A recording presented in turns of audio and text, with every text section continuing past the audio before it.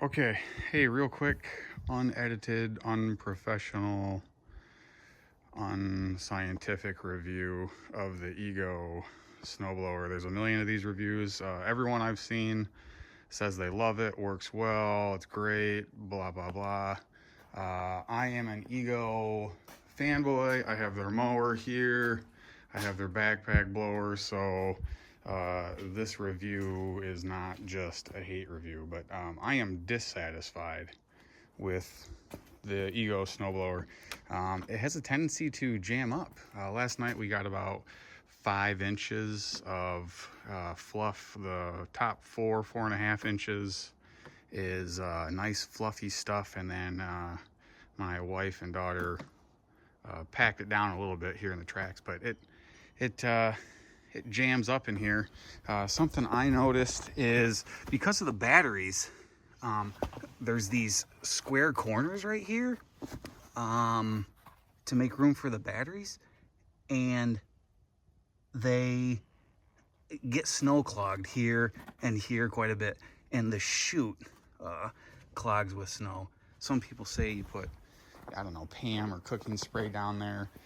I tried that with this on day 2, and it helped for a little while, but unfortunately it isn't helping anymore. So I'm gonna try and hold this camera and snowblow at the same time.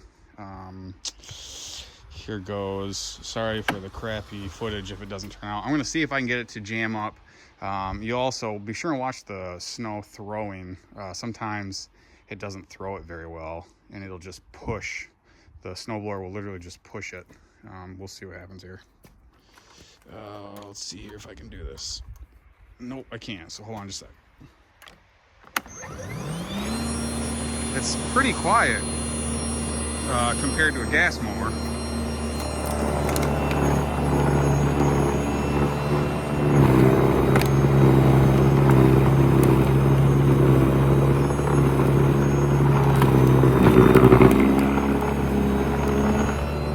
In optimal conditions, it throws it pretty good. Hold on just a sec.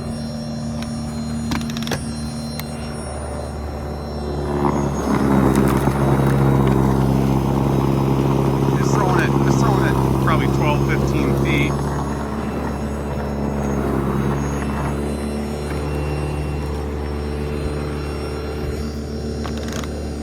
Better not throw snow on the Tesla.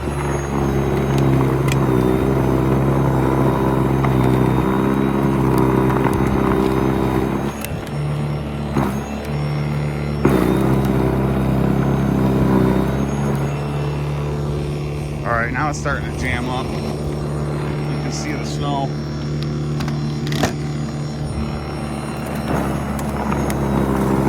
Starting to be thrown forward there.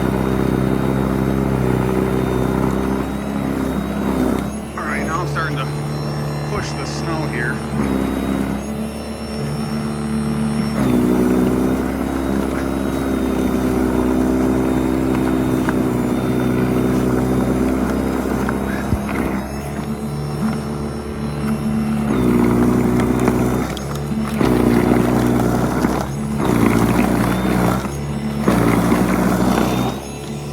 Impressed with it being able to cut through the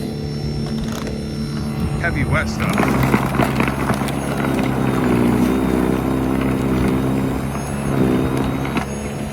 All right, now it's jammed, as you can see now.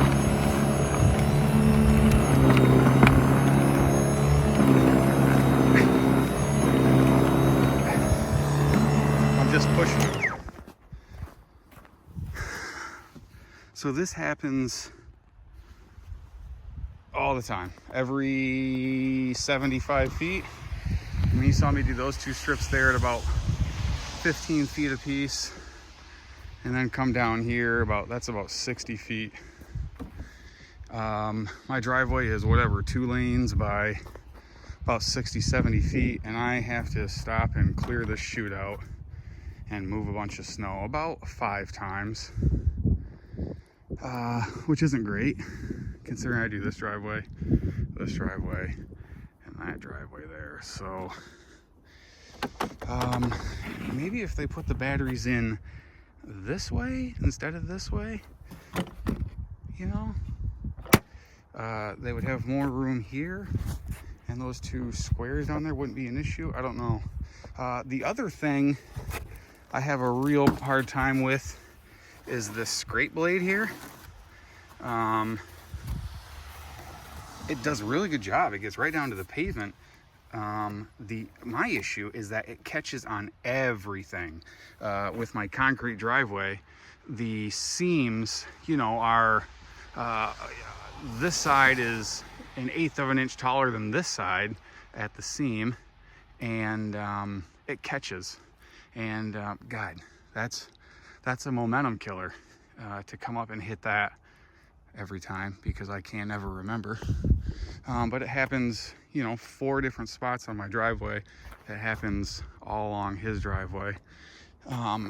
And you might say, well, that's going to happen with every scrape blade, but it didn't happen with my $600 Toro that I had for the last 6 years. It never happened. So I guess I don't know why it happens with this one. So anyway, it's a pretty good snowblower. I mean, when it works correctly, it blows snow pretty good. I'd say 20-25 feet. It's about half as loud as a gas. The big benefit is you don't smell like 2-cycle gas. That was why I went with this. It's fairly light when the batteries aren't in it. I'm just disappointed with it clogging up all the time. That's my only complaint. Unfortunately, I think I'm going to take it back. I'm going to call and see if maybe I'm doing something wrong, but I guess that's it. Hopefully I'm in the wrong here, and ego can set me straight. But other than that, you know, it's not bad, but you know, whatever. There you go. Hope that gives you something to think about, some food for thought.